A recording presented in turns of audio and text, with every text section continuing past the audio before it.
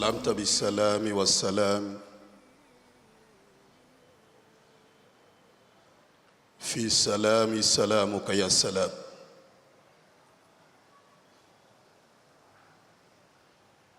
نحمدك يا جليل تجللت بالجلال والجلال في جلال جلالك يا جليل.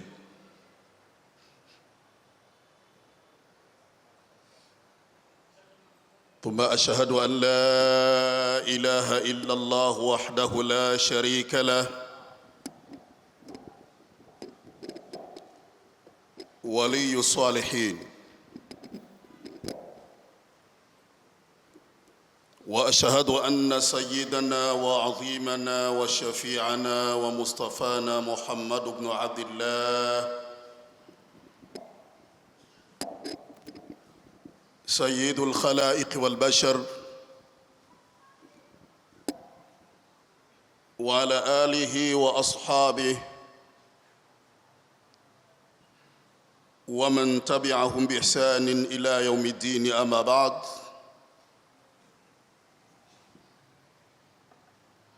إخوة الأعزاء، أما بعد kumshukuru Allah subhanahu wa ta'ala na kumtakia ziada rehma na amani afdalul khaliqati al-insaniyya wa majma'il ma'arif rabbaniyya ila hayz al-wujud, mtume wetu Muhammadin sallallahu alayhi wasallam. Kwanza kabisa tutoe shukurani za dhati kwa Allah subhanahu wa ta'ala, Allah ambaye ametuchagua tuwepo katika wakati huu mtukufu, Allah ambaye ametuweka sisi kipaumbele tuweze kudiriki mwezi mtukufu wa Ramadhan. Hakuna kiumbe hata mmoja mwenye uwezo wa kusema apangilie jambo lake kinyume na Allah. Sisi wote tumechaguliwa na Mwenyezi Mungu Subhanahu wa Ta'ala tuwepo kwenye wakati huu.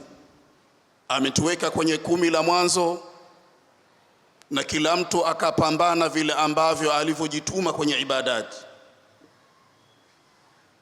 Allah Subhanahu wa Ta'ala kwenye 10 la mwanzo akawachomoa wengine ambao wao muda wao umekwisha, akakubakisha wewe ambaye muda wako bado unaendelea.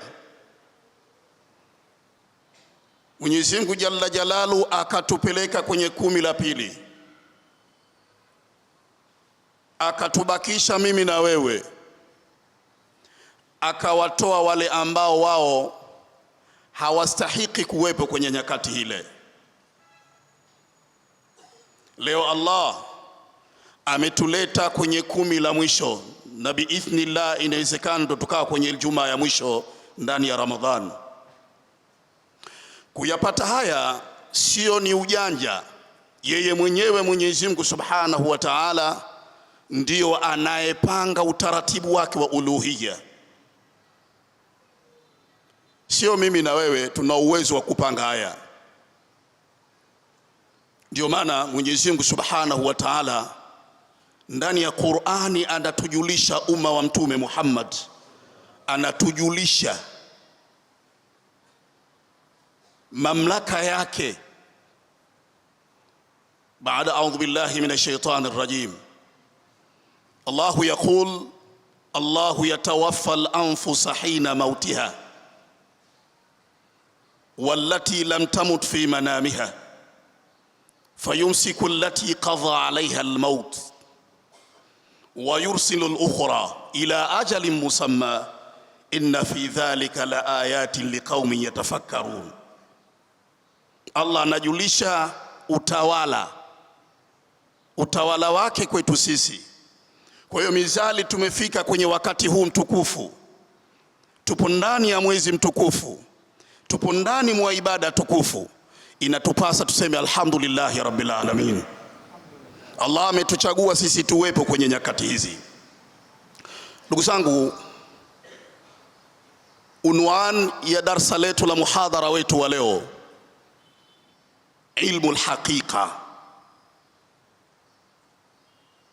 Darasa letu leo tutazungumzia muhadhara wetu ilmu ya uhakika.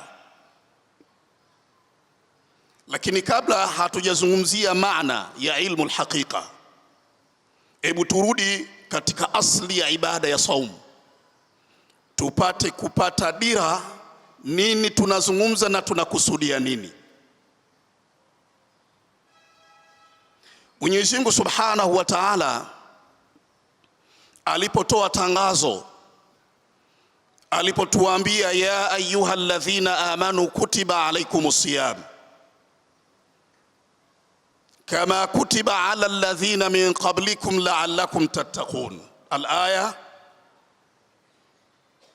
alipotuambia enye ambao mulioamini, kutiba alaykumus siyam, mmefaradhishiwa nyinyi kufunga. Akusema Allah kutiba ilaykumus siyam, amesema kutiba alaykum lilmashaqqa, mumefaradhishiwa nyinyi kufunga kwa tabu. Kufunga ni tabu, nimekupeni tabu, ndio maana imekuwa alaikum. Kama kutiba ala alladhina min qablikum, kama nilivyowafaradhishia wale ambao kabla yenu, la'allakum tattaqun. Hii ni natija inakuja baada ya matukio, ili nyinyi muwe wacha Mungu. Aya hii ndugu zangu ina mambo makubwa sana, na Mwenyezi Mungu ameonyesha uhodari wake wa kuzungumza.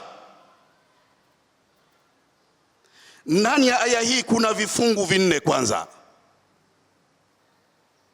kabla hatujaitafsiri, kuna vifungu vinne. Kuna vifungu ambavyo vimeshikamana kwenye ibara zote kiujumla. Tunazielewaje hivi vifungu? Mwenyezi Mungu Subhanahu wa Ta'ala aliposema ya ayyuhalladhina amanu, hiki ni kifungu kimoja kinaongeleka na kinatafsirika. Ya ayyuhalladhina amanu, hii ni juz'un min al-ibara, ni fungu katika hizi ibara. Tukitaka tufafanue enye ambao mulioamini ndio akina nani, ni darasa la peke yake. Hiki ni kifungu cha kwanza. Kifungu cha pili, Allah aliposema kutiba alaykumus siyam, ni juz'u thani, mmefaradhishiwa nyinyi kufunga, ni kifungu cha pili. Kifungu cha tatu, kama kutiba ala alladhina min qablikum, ili ni darasa la peke yake. Lakini fungu la nne Allah akamaliza la'allakum tattaqun, ili nyinyi mupate kumcha Allah Subhanahu wa Ta'ala. Kiujumla mafungu haya manne yanatengenezeka katika kila nafsi mojawapo katika sisi umma wa Mtume Muhammad sallallahu alaihi wasallam. Lakini Mwenyezi Mungu Subhanahu wa Ta'ala akuishia hapo, akatengeneza utaalamu mwingine kwenye hii aya. Akaleta ibara mbili zenye mahusiano mawili pamoja na jina lenye mahusiano za hizi ibara. Acha hivi vifungu. Ibara, Mwenyezi Mungu asema ya ayyuhalladhina amanu kutiba alaykum. Hii ni ibara. Ibara nyingine kama kutiba ala alladhina min qablikum la'allakum tattaqun. Hii ni ibara. Katikati akaliweka jina linaitwa siyam. Tumsalie Mtume Muhammad. Katikati akaliweka jina linaitwa siyam, lafdhu siyam akaunganisha kati ya ibara ya kwanza na ibara ya pili, akaunganisha kumpa majukumu siyam. Allahu akbar. Ibara ya kwanza ikaungana na siyam, ibara ya pili ikaungana na siyam. Hawa wote wanamtegemea tamko moja linaitwa siyam. Ya ayyuhalladhina amanu kutiba alaikum, alafu inakuja nini? Siyam. Kwa hiyo siyamu anambeba ya ayyuhalladhina amanu, kama kutiba alaikumus siyam, kama kutiba ala alladhina min qablikum la'allakum tattaqun. Ibara hii inamtegemea tamko moja linaitwa siyam. Kwa nini? Kwa nini? Hapa ndipo tunaanza kulipata somo. Kwa nini siyam abebe ibara ya kwanza na ya pili, alafu siyamu hakubeba yeye kwa matakwa yake? Ameletewa na kitu kinaitwa adatu rabiti, ya unida wa kafu tashbih, zikaungana kwenye ibara, tukawa tunapata somo. Kumbe siyamu ndiyo baba na ndiyo mama anayeweza kutengeneza mamlaka ya maisha yako, mamlaka ya kumjua Allah, mamlaka ya kumheshimu Allah subhanahu wa ta'ala. Ndugu zangu, ndani ya Qur'ani hakuna tamko ambalo lilopewa majukumu kwamba Muislamu katika mchana huu wa Ramadhani ukifika asile, asinywe, asifanye maasiya. Hakuna tamko lilopewa majukumu na Allah isipokuwa ni tamko moja tu la siyam.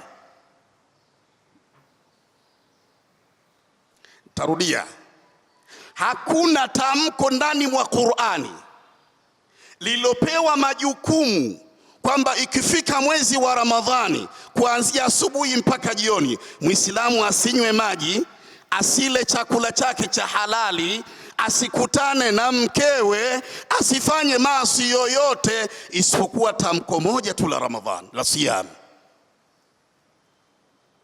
Hakuna ndani mwa Qur'ani. Ukirudi katika nguzo za Uislamu, zipo ngapi Waislamu?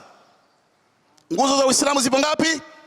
Katika nguzo 5 za Uislamu hakuna tamko linaloweza kushindana na tamko siyam, ambalo likawa lina nafasi ya kuweza kuchukua nafasi kumkataza Muislamu asile, asinywe, asifanye mambo yake mchana wa Ramadhani. Hakuna tamko hilo.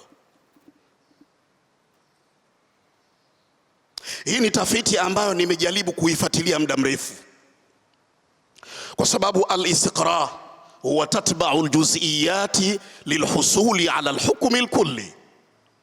Juz'iyati nilizozifuatilia nimepata faida kwamba tamko hili limepewa mamlaka na Allah subhanahu wa ta'ala. Tamko hili limepewa nafasi kubwa. Kwa nini? Nafasi namba 2, tamko siyam.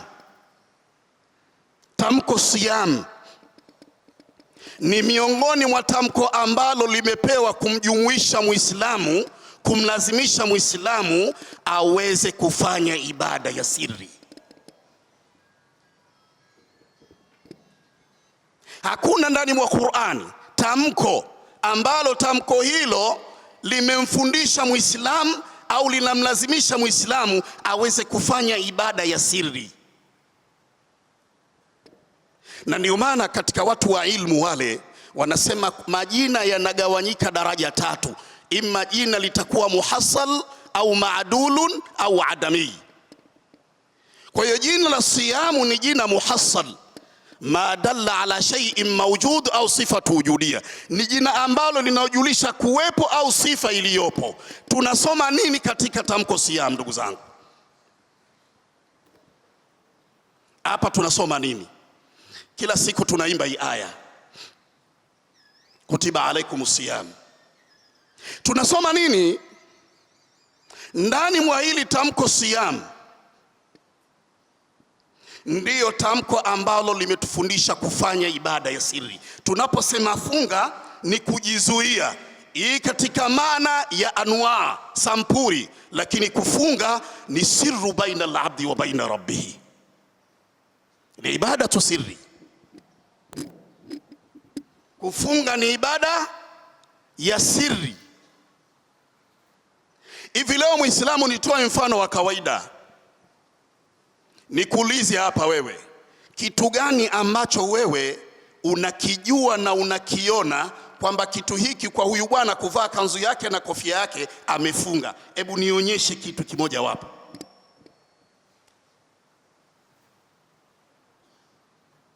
Au wewe, mimi sinazungumza hapa, unanijuaje kama nimefunga au sijafunga? Pengine nimeupiga mchele nyumbani. Hebu nionyeshe kitu ambacho wewe unachokijua kwamba huyu Sheikh Kambangu amefunga. Kitu gani nikifanya ujue kwamba nimefunga? Naeleweka vizuri? Waislamu mnanielewa eh? Kitu gani ukikifanya kinakupelekea kwamba wewe ujulikane umefunga? Hakuna. Sio kuvaa kanzu wala kofia. Hata hasa hivi nikikuletea maji ukisema bwana mimi sinywi maji nimefunga, bado nitakuwa sina uhakika na yakini na wewe. Ukienda nyumbani unywi,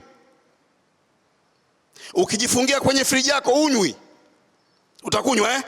Bado hatujapelekea natija kujua kwamba kitu hiki mtu akifanya anajulikana amefunga. Kwa maana hiyo natija kubwa ya siyam, tunasema kwamba siyamu ibadatu sirri baina al-abdi wa rabbih.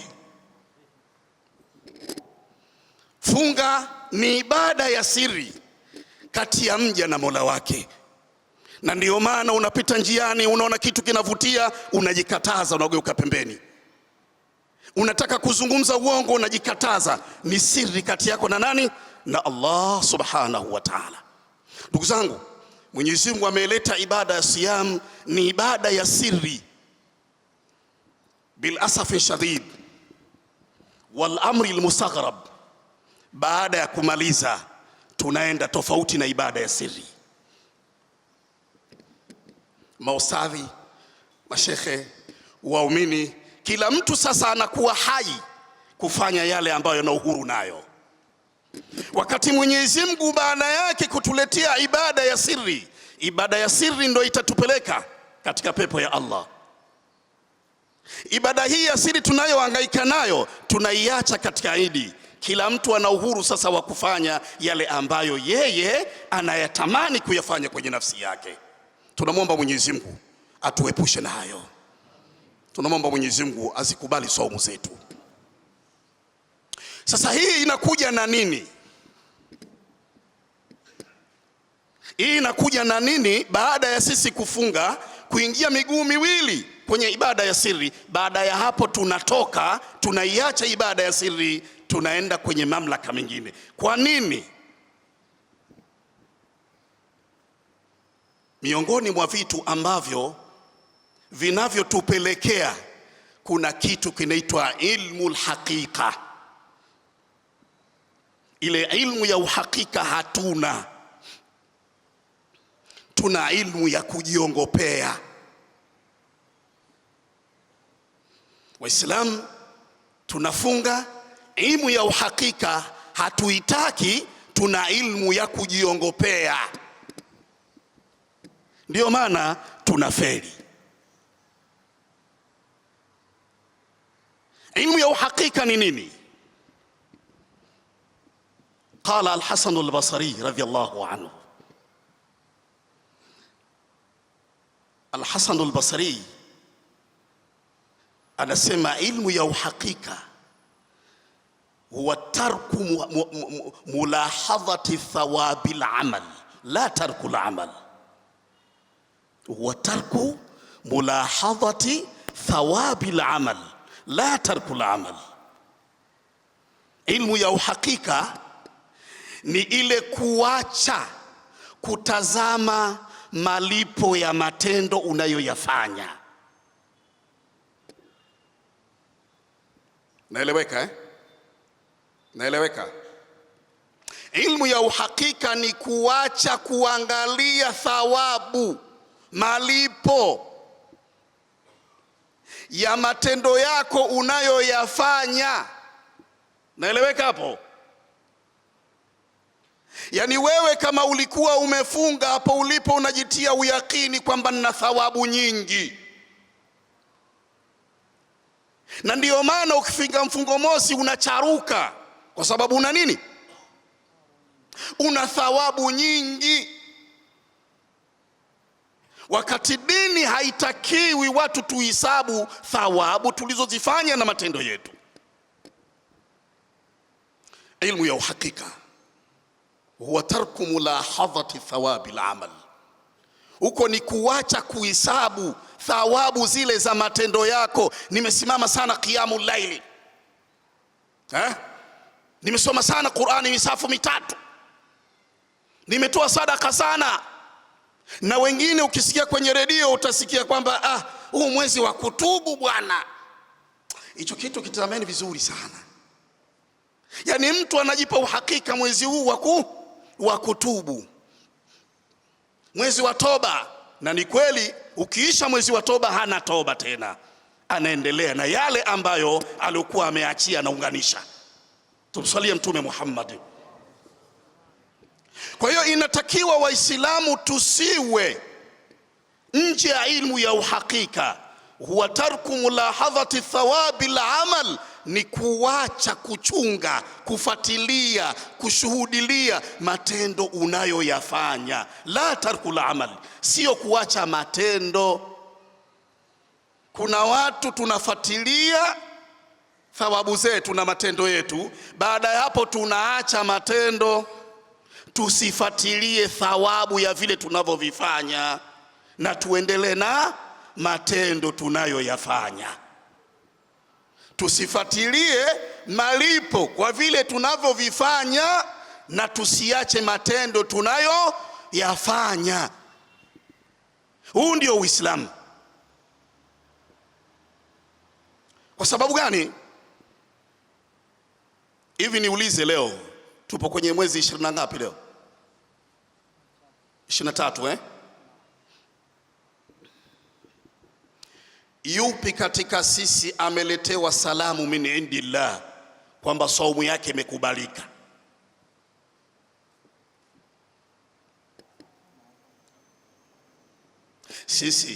Si tunataka tufuatilie thawabu? Si tunafunga tu sisi bwana?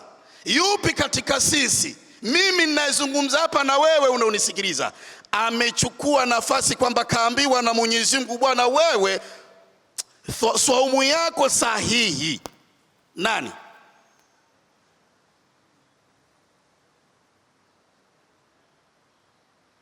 Ndio aliposema kwamba kuna kile kipengele cha hadithi al-Qudusi, isipokuwa saumu yangu mimi wa ana ajizimi, na mimi ndio nitakayelipa haya matendo. Kwani Mungu huku alipi? Analipa saumu? Analipa nani? Abul Hasan anasema malipo ya huku liqaillah, maana yake malipo ya huku watu watakaofunga saumu zao zikawa sahihi, malipo yao watakutana na nani? Allah. Mwenyezi Mungu atujalie tukutane naye Allah. Mwenyezi Mungu ajalie saumu zetu ziwe sahihi, tukutane naye Allah. Lakini hakuna mtu, ndugu zangu, anayejua saumu yake sahihi au sio sahihi mpaka leo hii. Sisi maustadhi, mashekhe, maamuma, sijui nani, hakuna mtu anayejua. Hii ni siri. Siri hii anaijua mwenyewe Mwenyezi Mungu Subhanahu wa Ta'ala. Sasa kama tunajua hii ni siri, kwa nini Waislamu baada ya hapa tuache tena ibada? Baada ya saumu, kwa nini tena tufanye maasi wakati tulikuwa tunaweza kujikataza? Kwa nini tusipendane? Kwa nini tusioshane mahaba wenyewe kwa wenyewe? Leo unaona kila mtu anamuonyesha mapenzi mwenzie kwa sababu ya saumu. Kila mtu amekuwa mpole kwa sababu ya saumu. Kila mtu amekuwa mnyenyekevu kwa sababu ya saumu. Kwa nini leo tusiwe hivyo kama inavyotakiwa? Ndugu zangu, hebu niende katika hikaya moja, wenda ikatuletea faida. tuelekee kwenye hikaya moja adhim sana, wenda hii hikaya ikatuletea faida. Anna rajula min bani Israila abada Allah subhanahu wa ta'ala 70 sana. Kuna kidume mmoja katika bani Israili alikithiri sana kumwabudu Mwenyezi Mungu, ndio maana imekuwa abada ala wazni fa'ala, fabinauhu litakthiri, bina jengo lake la takthiri, wingi. Alimwabudu sana Mwenyezi Mungu min anwa'i shatta. Huyu bwana alimwabudu Mwenyezi Mungu subhanahu wa ta'ala miaka 70. Miaka mingapi? Miaka 70 anamwabudu Allah. Sisi tunamwabudu Mwenyezi Mungu miaka mingapi tunaishi hapa? Hata mitano hivi. Allah. Naacha vile vile. Huyu bwana alijituma miaka 70 anamwabudu Mwenyezi Mungu jalla jalal. Fas'ala Allah an yaj'alahu ma'al malaika. Baada kumwabudu Mwenyezi miaka 70, akamuomba Mwenyezi Mungu, ya Rabbi, mimi nijalie niwe pamoja na malaika. Sasa miaka 70 ishakuwa mtukufu mimi. Sikiliza habari, miaka 70, hata mimi hapa ningesema hivyo. Miaka 70 sio mchezo. Yeye miaka 70 ukidume anamwabudu Allah, akaona fursa yangu mimi ni muombe Mwenyezi Mungu anijalie niwe pamoja na malaika, sababu nishakuwa mtukufu mimi kutokana na ibada nilizozifanya. Kama sisi saumu tunayo ifunga, tunajiona watukufu baada ya kuisha Ramadhani, tunajiona tutiari watu wa peponi, tunajiona tayari tushafaulu. Kidume huyu alipotoa lile ombi kumwambia Mwenyezi Mungu, ya Rabbi, naomba mimi niwe pamoja na malaika, Mwenyezi Mungu subhanahu wa ta'ala kumjibu kwake akampelekea malaika yukhbiruhu, ili akampe habari kwamba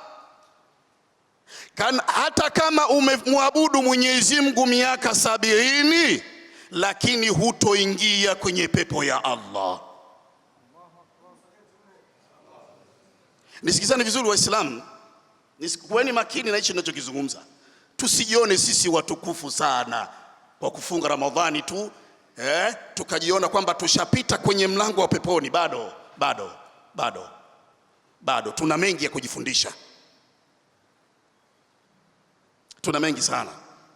Fala tuzakku anfusakum huwa a'lamu biman ittaqa. Allah katukataza kujitakasa, kujiona tayari. Msizitakase nafsi zenu. Allah anamjua yule ambaye anamcha yeye. Anajua nani? Allah. Wewe fanya tu ibada, usiache ibada. Jitete, toa, funga, fanya hivi, mambo yote ya kheri fanya, usihisabu. Huyu bwana sasa amefanya nini? Amehisabu kuangalia miaka 70 bado namtumikia Mwenyezi Mungu jalla jalalu. Mimi ya Rabbi naomba niwe pamoja na malaika. Allah akampelekea mjumbe malaika akamwambie, bwana wewe, lau umemwabudu Mwenyezi Mungu miaka 70 huwezi kuingia kwenye pepo yake. Subhanallah, subhanallah, subhanallah. Yule bwana akaona ajabu, miaka 70. Sisi mwezi mmoja tu, ayyama ma'dudati, au sio? Ayyama ma'dudati, sawa. Lakini yule bwana miaka 70 yupo bize na Allah.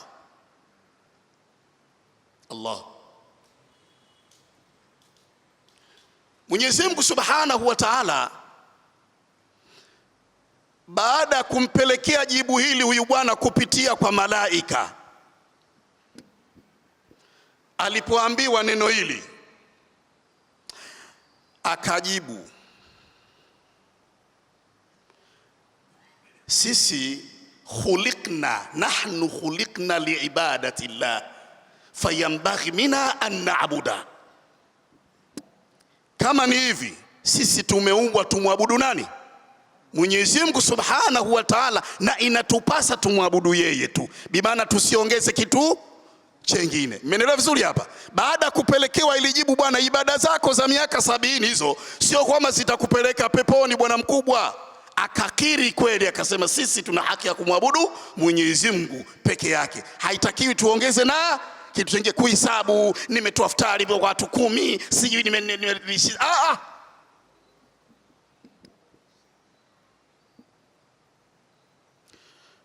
Yule malaika alipojibiwa lile, yule malaika akachukua lile jibu akalipeleka kwa Mwenyezi Mungu Subhanahu wa Ta'ala. Ya Rabbi, umemsikia mja wako yale alikuwa anayasema. Bimaana ule munakasha kati ya yule bwana mkubwa na malaika, Allah aliusikia. Na malaika aliposema pale, ya Rabbi anta a'lam bima qala al-abidu, ya Rabbi wewe unajua zaidi yale ambayo aliyoyasema. Ndio maana akasema a'lam, Allah wewe unajua zaidi. Bimaana inawezekana akasema mdomoni, moyoni yafanya nini? Hakuna. Ndio maana kama wewe ni a'lam, unajua zaidi. Mwenyezi Mungu Subhanahu wa Ta'ala akamwambia, idha lam yu'rid an ibadatina, ikiwa kwamba yule bwana mkubwa halikuwa hajadharau ibada zetu, ibada yangu mimi hakufanya nini? Hakuidharau, na amekiri kwamba yeye ana haki ya kufanya nini?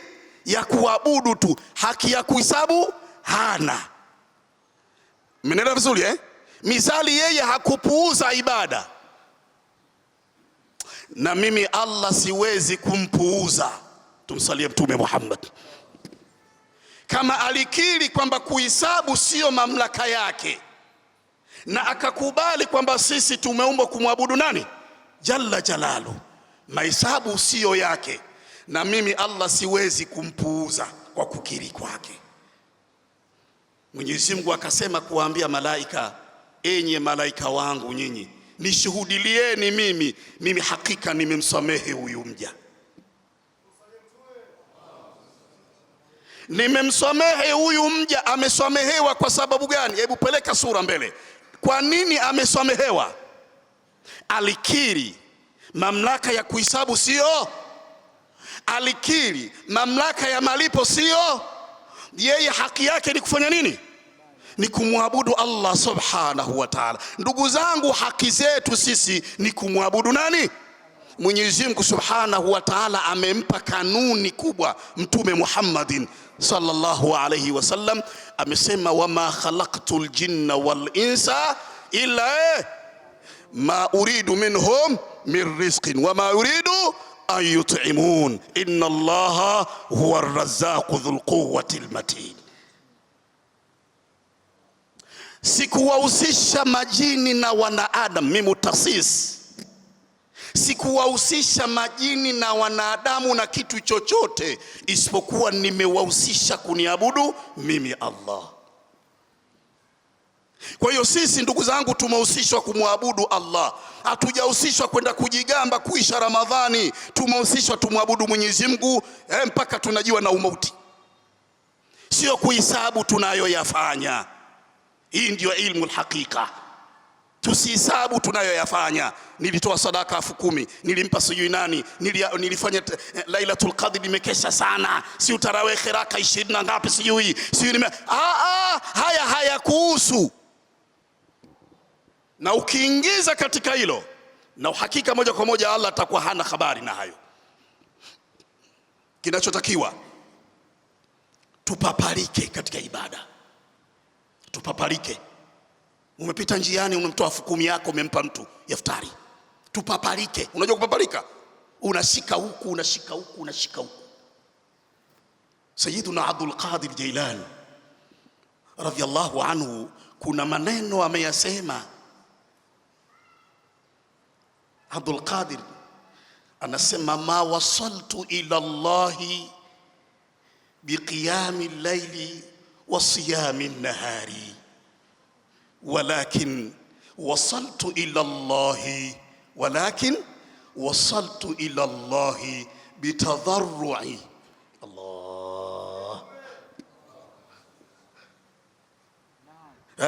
wa salamatu nafsi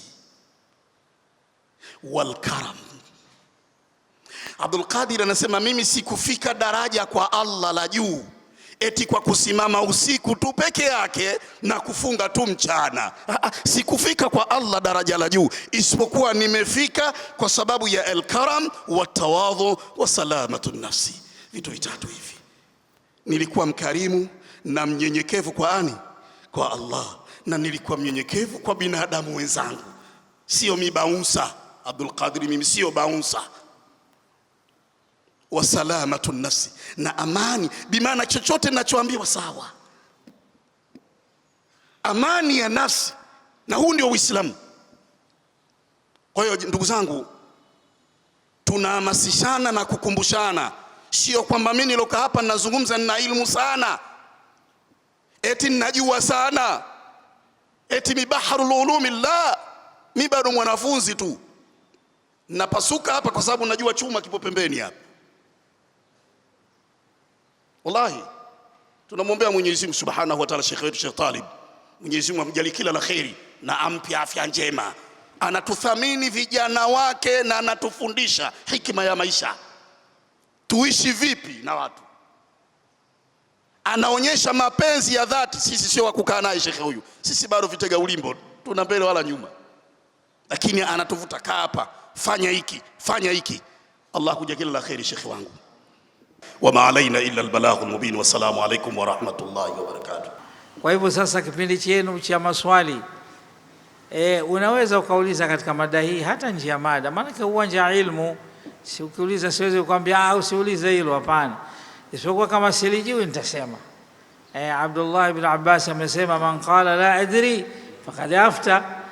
Kwa hivyo karibuni kuliani katikati, unakuja hapa unapata chombo hiki, unataja jina lako, ulizeni maswali. Assalamu alaikum wa rahmatullahi wa barakatuh. Mimi nishukuru, mada ni nzuri. Leo sijasinzia mwanzo mpaka mwisho, nilikuwa hadhir. Alhamdulillah. Swali langu mimi bana nauliza kidogo nje ya mada. Nimekutana nalo huko na limetokea, sasa nikaona na mimi nililete hapa ili nipate nalo faida. Kuna familia moja katika masala ya ndoa, bwana ameoa mwanamke, yule mwanamke ameozeshwa na mjomba, yani mjomba ndiye aliyemuozesha, alosimama ndo amekuwa kama walii, ndo walii. Sasa imekwenda wamezaa watoto kama 4 hivi. Siku miongoni mwa masiku wakawa wanagombana kati ya mke na mumewe, wanaenda wakasuluhishwa, wanarudi, wanasuluhishwa, wanarudi. Siku moja akaitwa shekhe pale nyumbani, walitokea ugomvi, akaitwa pale pale. Alivyoitwa yule shekhe, yule muoaji sasa mume akasema mimi katika mazungumzo akasema mimi huyu kaniozesha mjomba wake mwenyewe kwa mkono wake, lakini nashangaa ni katika kujitetea katika yale magomvi. Yule shehe akasema umeozeshwa na mjomba wake ndo kaniozesha mimi huyo. Akamwambia mbona hapa ndoa yenyewe mbona haipo? Sasa hili nilitaka nilithibitishe kweli ndoa haipo. Hilo A. B, kuna watoto hapa 4. Wale watoto je, ni halali huyu bwana wa kwake? Hapo ndio nataka ufafanuzi kidogo. Kwanza, mjomba si walii hata siku moja, hana ruhusa mjomba kuozesha, na ndoa haisihi akaozesha mjomba. Wao wanaleta majibu, nimemlea mwenyewe toka mchanga. Sharia haendi hivyo shekhe. Tunasema uwalii na wanahusika kwanza ni upande wa ubabani tu, babu upande wa baba, ndugu yake baba, kaka baba mmoja mama mmoja, ubabani, na wanaume watu. Mjomba si shangazi, mjomba si mwanamke wewe. Manake naam, basi mimi nimekwenda sehemu moja, Shekamangwa, kaja mama mmoja anataka kuozesha. Basi mshike nini, anasema huyu mtoto wa mwanangu nimemlea, nimempokea baada mamake kafa, nikampokea mie. Sasa sheria jamaa tusiende. Sasa tuje namba 2, wale watoto Manake tunasema tena mjomba si wali. Watoto wale watakuwa ndani ya ndoa na ndoa inabatilika pale alipojua tu kama mjomba si wali. Stop hapo hapo.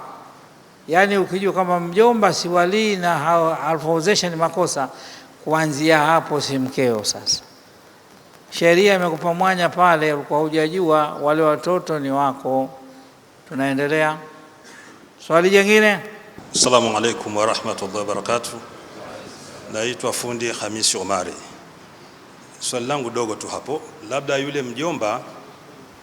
mjomba anaishi mbali, familia ya mwanamke katika ubabani hakuna mtu, lakini anaishi na mjomba wake huko alipo, labda ataishi Ulaya. Alafu huku akatoa ruhusa kwamba mjomba wako asimamie ndoa yako. Je, anaweza akafungisha ndoa hiyo? Akipewa kibali, wali akitoa kibali, yani kama ndio baba mzazi au kaka baba mmoja au akimwakilisha mtu, basi hata shekhe msikitini kwangu hapa sihusiki na ukoo huo na ruhusa, na wali katoa kibali kampa idhini yule mjomba, hapo inasihi. Assalamu alaikum wa rahmatullahi wa barakatuh. Kwa majina naitwa Ali ibn Mahmud. Shehe, swali langu mimi kwenye saumu hapo kwamba sisi vijana tunafanya kazi ngumu, muda mwingine kazi ngumu hizi zinapelekea yule kijana asifunge, akaacha kufunga. Baada ya kuisha Ramadhani akawa analipia. Je, Mwenyezi Mungu anakubali funga yake? Anaachia kufunga kwa sababu ya kazi ni ngumu tu, anaacha kufunga? Naam, hairuhusiwi Muislamu kuacha kufunga kwa sababu ya kazi ngumu. Ile kazi ngumu kama itafikia utakufa, kama itafikia ile kazi ngumu, maanake ziko njia mbalimbali, unaweza kupumzika kidogo au nini. Kama hiyo kazi ngumu kweli itakufikishia mpaka unaweza ukafa, hapo imeruhusiwa na utakuja kulipa baadaye. Hata hii saumu ya kawaida, kama mtu kafunga ikamzidi tena, iko nyumbani pengine anakaribia kukata roho, anaambiwa anywe maji, kwa sababu Uislamu ni dini nyepesi. Faman dhurra ghaira baghin wala adin fala ithma alayhi, yule ambaye amesongeka wana haja kusudia jambo baya. Lakini ndio maana inaendelea hiyo. Kama mtu yuko baharini katika meli au mashua, ukaja upepo mkali, chakula wamekula kimewaishia, pwani hawajafika, upepo mkali, maji yamekwisha ndani ya mashua au jahazi, lakini ziko pombe, wanaruhusiwa kunywa kwa kuuhai, kusevu ule uhai, sio kunywa mpaka tikatika tena anatinga. Unaona mzoga vile vile. Sasa huu mlango wa ruksa ni mpana sana katika dini yetu ya Kiislamu, lakini usitumike ovyo. Nasema swali langu linahusiana na hukumu ya kufanya jimai mchana wa Ramadhani. Ni ipi hukumu ya mke ambaye amelazimishwa na mume wake kufanya jimai mchana wa Ramadhani, ili hali ya kuwa yeye alikuwa hataki, lakini akalazimishwa na mume wake akafanya jimai? Je, na yeye inamwajibikia naye kufunga miezi miwili au yeye ana msamaha wa Allah? La yukallifu Allahu nafsan illa wus'aha. Akilazimishwa mtu mwezi wa Ramadhani, kakushikia mtu bastola, nitakuua, kunywa maji, usisite kunywa, baadaye utalipa, na ukijitia ucha Mungu akikuua peponi huendi. Hiyo habari ujue. Naam, la tulqu biaidikum ila tahluka wa ahsinu inna Allaha yuhibbul muhsinin.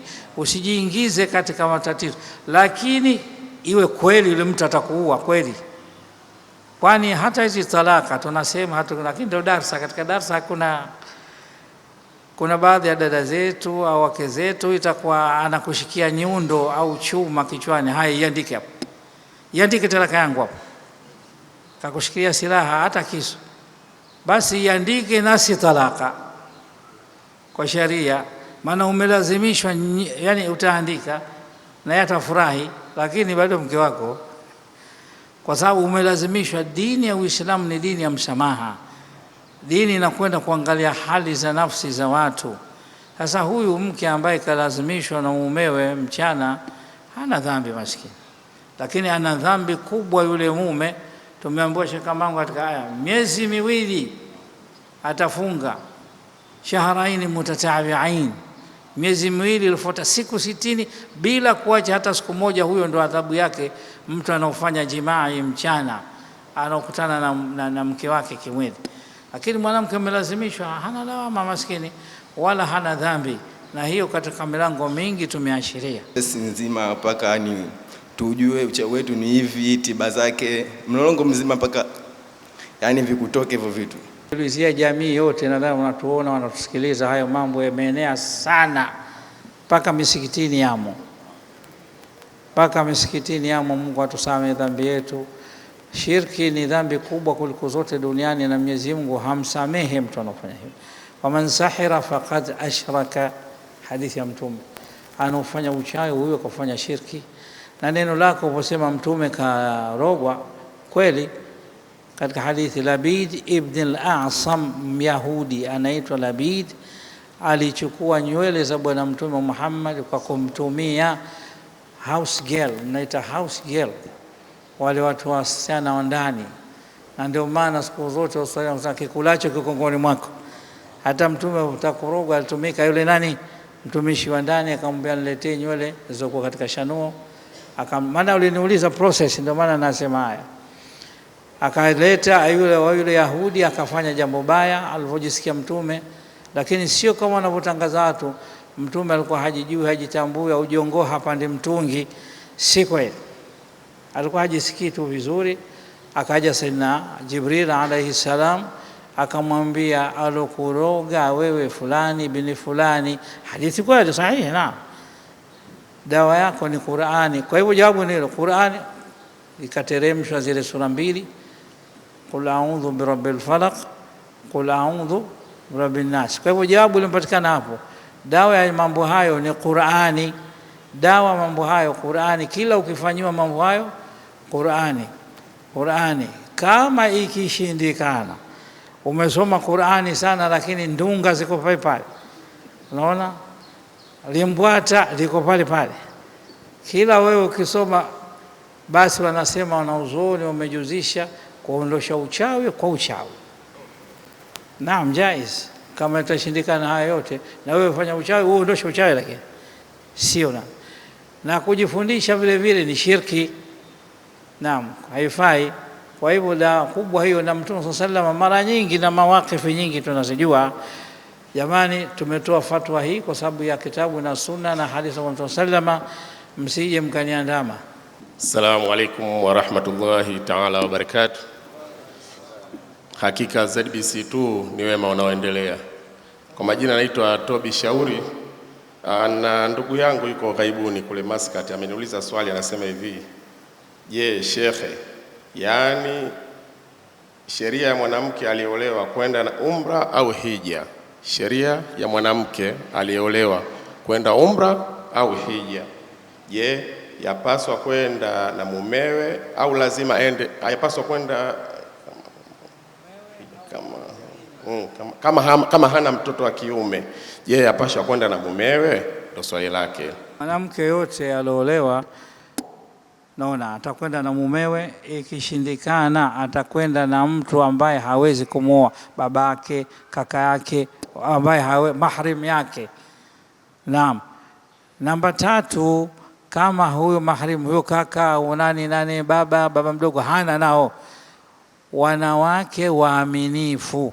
Namba 3, wanawake waaminifu, watu wazima, wameshastaafu, yani mambo ya dunia wameacha, wacha Mungu, basi 2 3 watafuatana naye. Hiyo ndio sharia yetu ya Kiislamu. Na ushahidi huo vile vile, bwana Mtume sallallahu alayhi wasallam alipofariki, wake zake wengi walikuwa hawajaenda hija. Mtume mwenyewe amehiji hija moja, lakini walipofariki, unajua Mtume wake zake wote sio kama anavyosema 9, hapana, 12, lakini amekufa katika riwaya 11. lakini wale 9 tunawataja kawaacha duniani, ndio tunawataja wale. Kwa hivyo wale walikuwa hawajahiji. Sayyidina Umar wakati ule akatayarisha msafara na wanawake waaminifu akawapeleka haji. Kwa hivyo hiyo ndio fatwa hasa haji au umra yote. Na hii nawaonya sana watu wa taasisi za haji na umra. Saa nyingine mtu tukaja akatoa pesa au nini, basi anapelekwa unaandikwa wewe, kumbe wala si jamaa yako. Hatari. Na tena kwa kufika kule tena madukani wako pamoja, huko wako pamoja. Na vile vile haifai kuposa mtu akiwa hija au umra. Hija mtu akiwa kule kwa ajili ya Mwenyezi Mungu na Mtume sallam. Baadhi ya ndugu zetu naona ukirudi kashaoa kule. Vipi? Sasa ndio uteshwa ndotoni toane na nini? Hapa tumefika. Kwanza namshukuru fadhilatu Sheikh ndugu yangu hapa Bwana Ibrahim Kambangwa, tunamshukuru katutarisha mada nzuri. Tunawashukuru nyinyi wote mlohudhuria, na tusiache majalisi haya. Mambo ya kheri yana shida, yanakuwa magumu, mambo ya ovyo yanakuwa yana raha ndani yake, ndio maana wakawa wanazuoni wachache. Tunashukuru ZBC2 wema unaendelea. Kama mbona masuala yametoka Ulaya, yametoka Arabuni, yametoka hapo katikati na wengine, Mungu ajaze kheri. Lakini awajaze kheri vile vile Maalim Kais online, vile vile Maalim Shabani, japo hukuja leo lakini sio unajitahidi. Vile vile tunawashukuru waliotutayarishia mambo haya, yani misikiti hii na hivi vitu vyote wakatupa bure, ambayo saa moja kama live unailipia milioni 6, sisi tunapewa bure. Kwa hivyo Mwenyezi Mungu amjalie mzee wetu kwanza Sheikh Said Salim Bakhresa pamoja na wanawe na wengine mbalimbali wanaototoa wanatabarra katika hizi majal. Tunaiombea nchi yetu, tunamwombea rais wetu Mama Samia Suluhu Hassan, Mwenyezi Mungu amuondolee kila baya, ampe kila kheri, amuondolee ubaya, na Tanzania yetu pamoja anotukusudia mabaya, ubaya mrudi wenyewe. Al-Fatiha. Na kabla dua namshukuru Dr. Yahya pembezoni mwangu mkono wa kushoto, daktari, na wiki nzuri zinazokuja na kipindi chake vile vile. Alhamdulillah rabbil alamin. وصلى الله وسلم وبارك على سيدنا محمد وعلى آله وصحبه وسلم. اللهم ربنا وفقنا للصيام وبلغنا فيه القيام، إنا عليه والناس نيام، وأدخلنا الجنة بسلام. اللهم اجعلنا في هذه الليلة كل ليلة من رمضان المبارك من عتقائك ونقذائك وسرائك وجرائك من النار. اللهم إنك عفو كريم تحب العفو فاعف عنا. وصلى الله وسلم وبارك على سيدنا محمد وعلى آله وصحبه وسلم. سبحان ربك رب العزة عما يصفون، سلام على المرسلين، الحمد لله.